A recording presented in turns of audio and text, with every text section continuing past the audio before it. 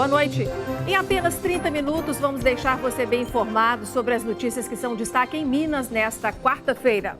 4 pessoas suspeitas de roubos em residências aqui em BH e região metropolitana foram presas. E segundo a polícia, os homens cometeram mais de 50 crimes e aproveitavam aquele momento em que o morador chega ou sai de casa.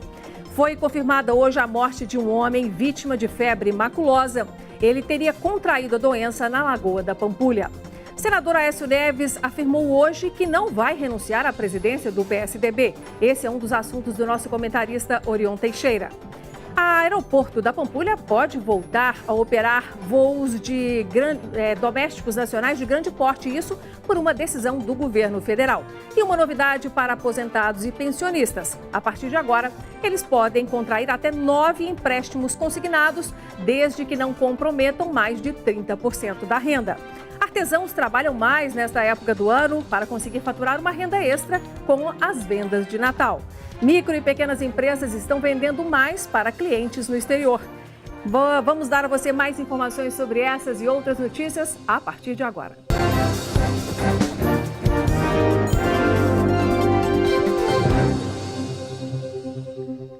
A Polícia Civil prendeu 4 pessoas suspeitas de roubos em residências e também carros aqui em BH e em outras cidades aqui do entorno. Segundo as investigações, os homens cometeram mais de 50 crimes. Eles entravam nas casas quando os moradores estavam chegando ou saindo para ter acesso fácil ao local. Jonathan Rodrigues, de 21 anos, Juan Christian de Souza, de 18, Jefferson Luiz de Souza, de 24, e Edivaldo Júnior Fidelis, de 18 anos, são apontados pela polícia como membros da quadrilha do Civic Dourado, por causa do modelo e cor do carro utilizado por eles nos crimes. Eles aproveitaram a desatenção das vítimas, seja ao entrar em casa, seja ao tirar um carro da garagem, sempre aproveitando dessa distração. As investigações que resultaram na prisão da quadrilha começaram depois de um assalto a uma casa no bairro Santa Amélia, na região norte da capital. Insinuaram algumas piadas e sugestões sexuais contra algumas delas. Parece que uma delas estava saindo do banho com uma toalha, um deles pediu para tirar a toalha, ela se sentiu constrangida sexualmente.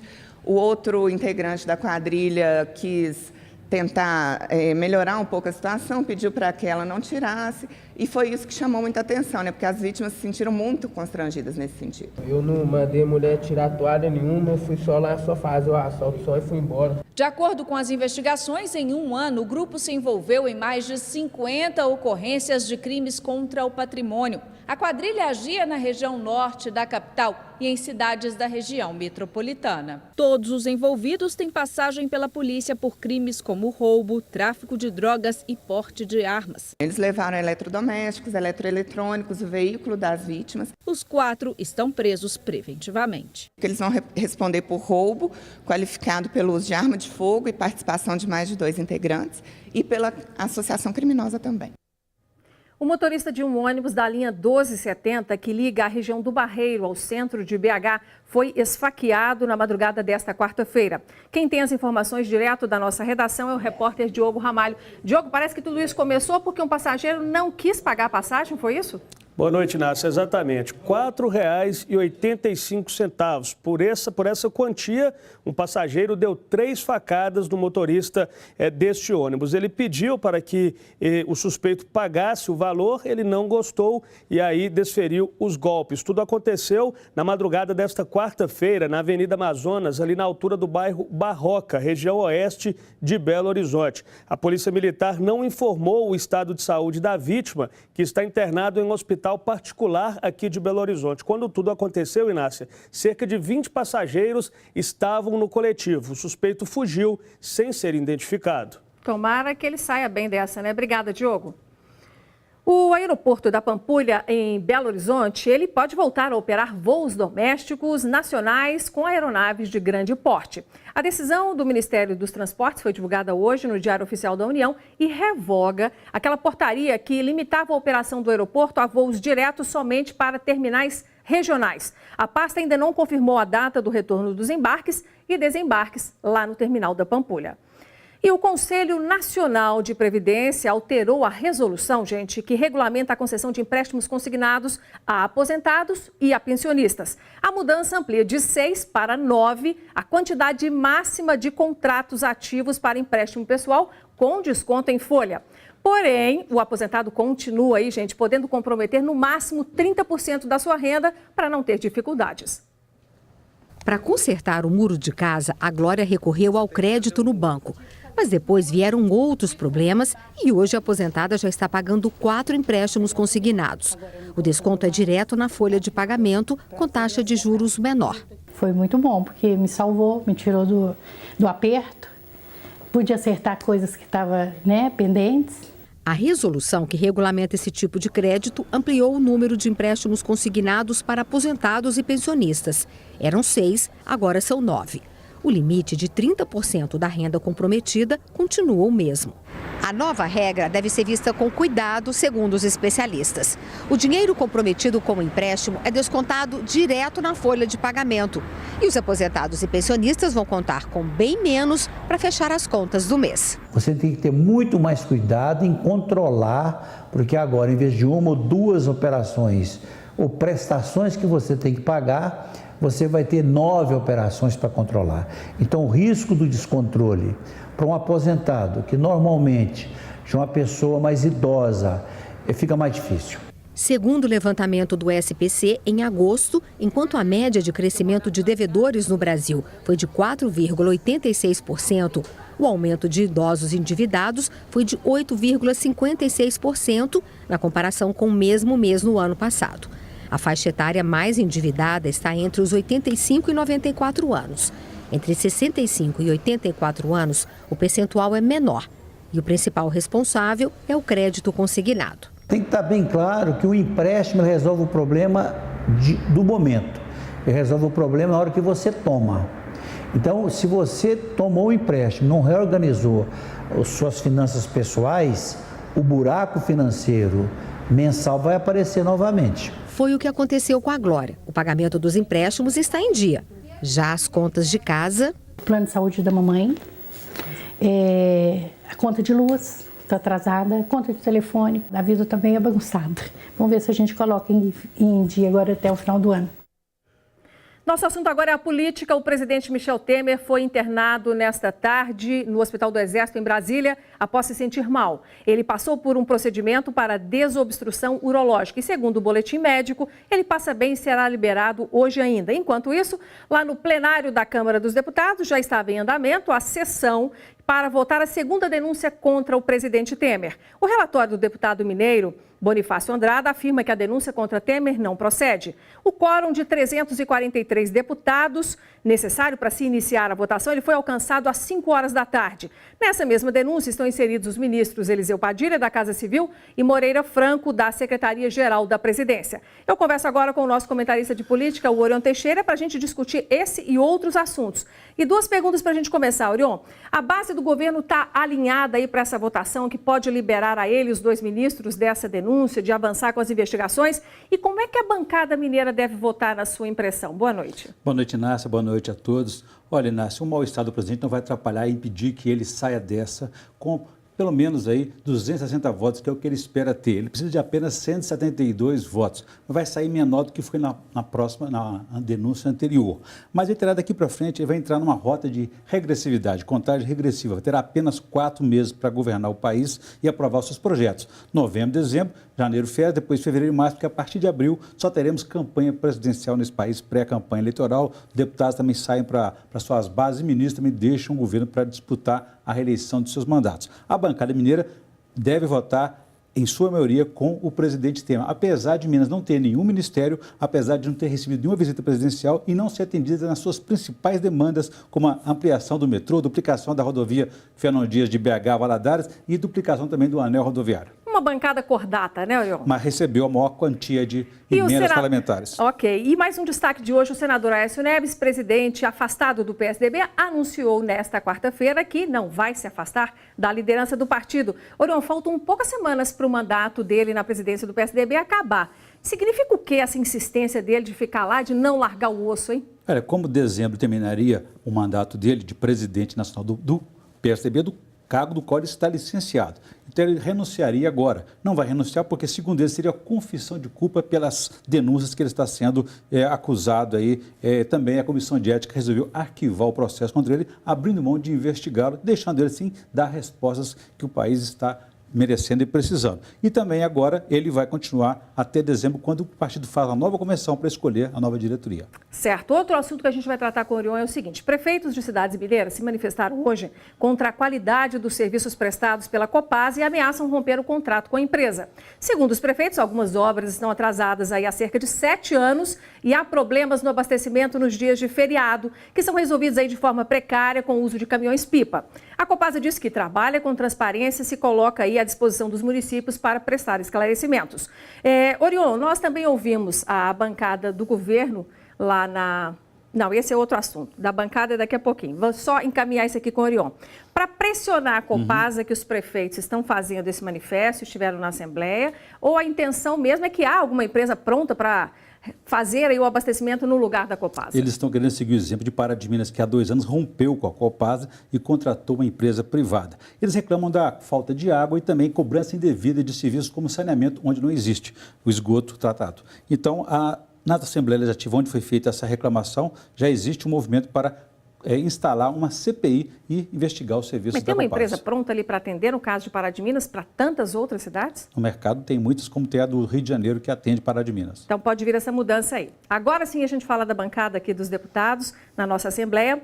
A oposição aqui na Assembleia entrou com uma ação na Justiça para obrigar o governo do estado a pagar a parcela restante do ICMS, que é o Imposto sobre Circulação de Mercadorias e Serviços, que é devida às prefeituras aqui de Minas. E por meio de nota, a bancada do governo na Assembleia disse que essa ação na Justiça é mais uma tentativa da oposição de manipular o Poder Judiciário com ações vazias, sem fundamento e com o único intuito de ganhar espaço na mídia para divulgar as suas ideias, e que esses deputados, no fundo, estão aí desnorteados com a morte política do senador Aécio Neves aqui em Minas. A nota continua informando que esses atrasos também aconteceram durante os 12 anos dos governos anteriores do PSDB. Orion, essa questão do ICMS é uma briga aí fácil de ser resolvida ou é algo que pode ser prolongado?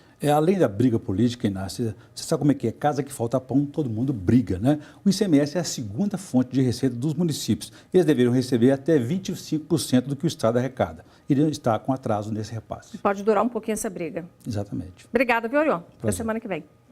Bom, e agora a gente vai falar sobre um assunto interessante que começou nesta semana aqui em Belo Horizonte, a Semana Internacional do Café. O grão, que é um dos principais produtos da economia aqui do estado, representa inclusive um setor que é muito importante para o país. O evento, que acontece no Expo Minas, aqui na cidade, reúne aí produtores e também quem gosta muito da bebida, que pode participar de cursos, encontros e oficinas sensoriais e até degustações dos diversos tipos de café que temos por aqui.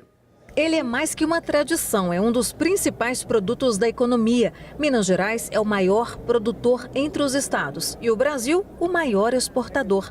Do grão à xícara, o café é destaque da 5ª edição da Semana Internacional do Produto aqui em Belo Horizonte. O evento conta com palestras, seminários, workshops e concursos, além de muita degustação. Muito bom, gostando bastante aqui da feira, dos cafés, de tudo. Nós somos amantes desse clima, né, de café, de roça, e já é o 3º ano que a gente vem. Então, cada ano a gente descobre um café diferente, um café mais gostoso, mais com a nossa cara, é muito bom. Só no ano passado, o agronegócio foi responsável por 43% do produto interno bruto do país, tendo o café como destaque. O setor do café, ele movimenta por ano aqui no país 20 bilhões de reais. E Minas Gerais é responsável por 54% desse total. A gente ensina aqui como fazer um bom café, como escolher um bom café, que tipo de torra você gosta, mais forte, mais fraco. Enfim, é um projeto com toda a cadeia, que a gente costuma dizer que vai desde o pé do café até a xícara do consumidor. Esse ano, a grande novidade da feira também é que nós estamos aí com mais de 40 compradores de fora. Tem chineses, tem da Europa, de todos os continentes. E é muito forte isso para reforçar a parte negocial. A Semana Internacional do Café vai até esta sexta-feira no Expo Minas. No final do ano, o consumidor, mesmo quando está aí com a renda, com as finanças mais apertadas, ele não resiste, abre a carteira e compra um presente aqui, uma lembrancinha ali, o que significa oportunidade de trabalho e renda extra para os artesãos. Gabriela tem emprego fixo, mas precisava complementar a renda. Foi aí que surgiu a ideia de fazer caixinhas decoradas. Surgiu da ideia de complementar a renda mesmo, e eu gosto muito de criar, então uni o útil ao agradável.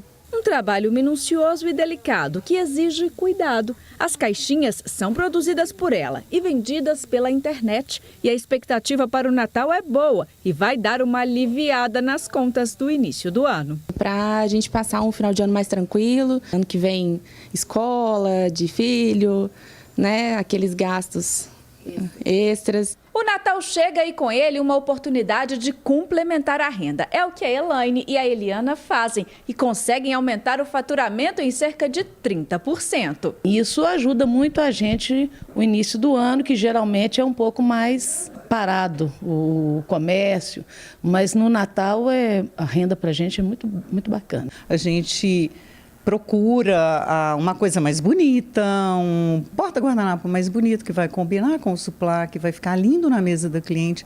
Então, a nossa preocupação é agradar a cliente e fazer a mesa mais linda no Natal para ela. Das caixinhas pintadas à mão e decoradas com artesanato com prego, aos delicados enfeites de mesa, guardanapos e suplás, tudo feito com muito carinho e que rende um dinheiro extra para passar as festas de final de ano com mais tranquilidade.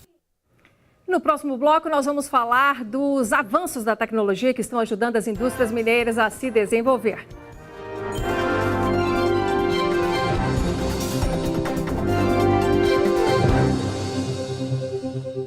Você vai conferir agora mais uma reportagem da nossa série Indústria e Desenvolvimento. E são muitas as novidades. Eu quero chamar a sua atenção para um dos destaques dessa reportagem que mostra um laboratório que ajuda as indústrias a fazer protótipos, que são modelos de produtos que ainda estão sendo criados para ir para o mercado. Você vai acompanhar que cada avanço reduz custos e aumenta a competitividade das nossas indústrias. Indústria e Desenvolvimento. Desenhar o produto, prototipá-lo em uma impressora 3D de forma rápida ou fabricar geometrias mais complexas em uma máquina de grande porte.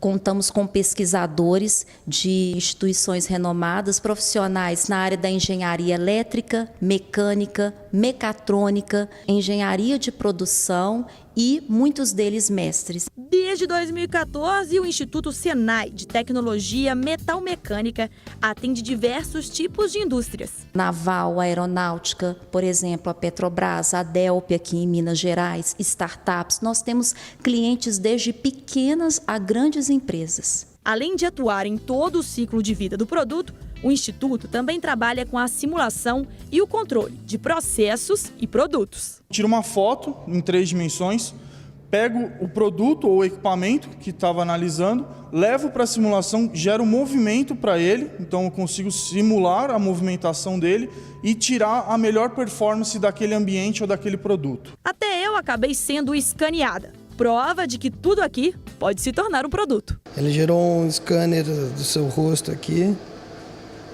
Aí nisso a gente consegue processar esses dados e fazer uma estátua sua na impressora 3D, por exemplo. A tecnologia está presente em diversas áreas, já que neste outro instituto do Senai o foco é no meio ambiente. Para a recuperação ambiental, existe aqui a Casa da Vegetação, totalmente automatizada e bem moderna. A Valéria, que é responsável por aqui, ela pode até virar São Pedro se ela quiser, né, Valéria? Exatamente.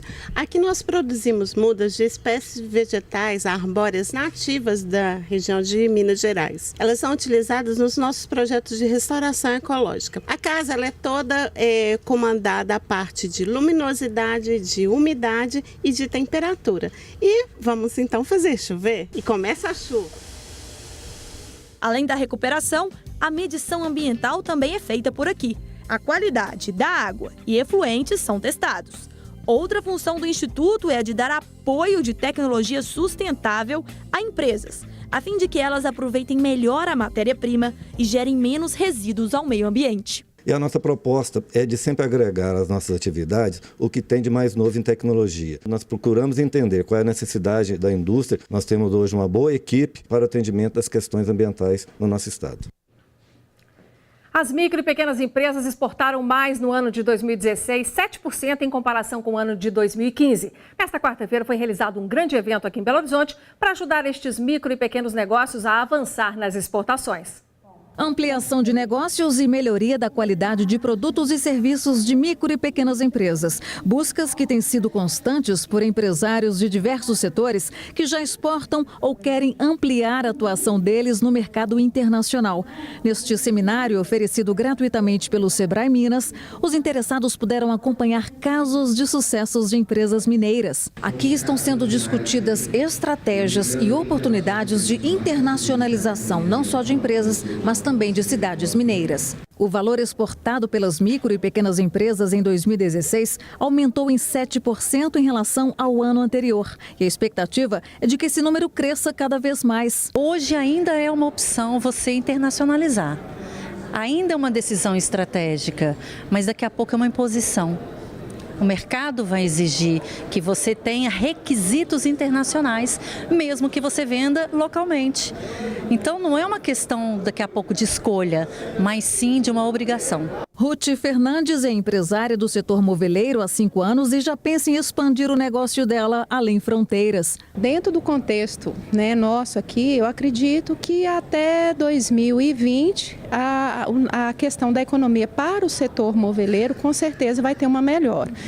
E juntamente com isso estamos caminhando também com o nosso projeto de internacionalização até 2020. Carlos Henrique, representante da Assessoria de Desenvolvimento de um município da região metropolitana de Belo Horizonte, que pretende ampliar o auxílio aos empresários que visam a internacionalização de seus negócios. Abrir as portas para essa empresa de determinada forma em que a Assessoria do Desenvolvimento Econômico reconhece indiferentemente a demanda, se é micro, se é pequena, se é empresa de grande porte, buscando assim atender formas de atendimento dentro da nossa cidade. Quem perdeu a oportunidade poderá acompanhar outros seminários gratuitos. Basta acompanhar pelo site sebrae.com.br/Minas Gerais.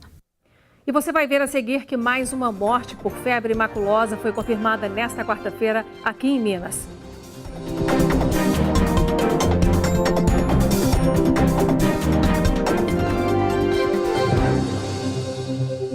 Foi confirmada hoje a morte de um homem de 42 anos, provocada aí pela vítima da febre maculosa. Isso aconteceu em Contagem, cidade da Grande BH. A gente vai agora conversar com a Luciana Viana, que fala conosco direto dos estúdios da Rádio Band News FM. Quais são as informações, Luciana? Boa noite. Boa noite, Nácia. Boa noite a todos. A confirmação é da Secretaria Municipal de Saúde de Contagem, onde a vítima morava. Bom, o laudo da Fundação Ezequiel Dias, confirmando a causa da morte, deve ficar pronto dentro de uma semana. A vítima chegou a relatar para os médicos que teve contato com carrapatos após frequentar a região da Pampulha. Lembrando que a febre maculosa ela é transmitida pelo carrapato estrela, que pode ser encontrado, um parasita que pode ser encontrado em animais domésticos e também silvestres, a exemplo de capivaras, cavalos. Luciana, obrigada pelas informações, viu? Bom, gente, o consumidor brasileiro está passando a viajar mais. Olha, houve um aumento aí no número de pacotes vendidos em torno de 15% neste segundo semestre. Mas tem um detalhe, programar as férias, comprando com antecedência os pacotes turísticos, permite que você, consumidor, economize muito mais. A Kelly vai viajar com a família em janeiro. Ela conseguiu se programar e fechou o pacote de viagem com bastante antecedência. A gente fez contato com a nossa consultora de viagens e ela sugeriu uma viagem para Salvador em janeiro e com a antecedência a gente conseguiu um preço bacana, tanto para as passagens como para a estadia. Acho que se a gente tivesse deixado para agora, com os preços mais altos, a gente não faria essa mesma viagem, talvez uma viagem mais modesta. E assim como a Kelly, tem muita gente de mala pronta para as viagens de fim de ano. Os números do setor são positivos. Só nesta agência de viagens, aqui em Belo Horizonte, por exemplo, a venda de pacotes no segundo semestre foi 15% maior que em relação ao mesmo período do ano passado. Isso são sinais muito bons e que a economia está voltando à sua força, né? A gente espera que o brasileiro volte a viajar como estava acostumado. Uma boa opção para quem quer viajar e não quer gastar muito é trocar as viagens internacionais pelas nacionais. As praias já são os locais mais procurados pelos mineiros neste final de ano. As praias do Nordeste, e existe também uma demanda muito interessante para o Caribe e para outros destinos fora do convencional, como a Cartagena, Colômbia, né, no geral. Então está sendo uma grande surpresa para nós. Programar a viagem também é fundamental para gastar menos. É essencial para conseguir as melhores condições. Quem não se programou ainda dá tempo, seja para este final de ano ou uma outra data especial. Agora, quem já está com as passagens compradas, é só controlar a ansiedade. Todo mundo ansioso e a gente está se preparando mesmo para a saída. E para você rever o Jornal de Hoje, todas as edições, você acessa youtube.com/TV Band Minas. Nós ficamos por aqui. Eu agradeço a sua audiência por hoje e quero contar com você amanhã. Até lá e boa noite.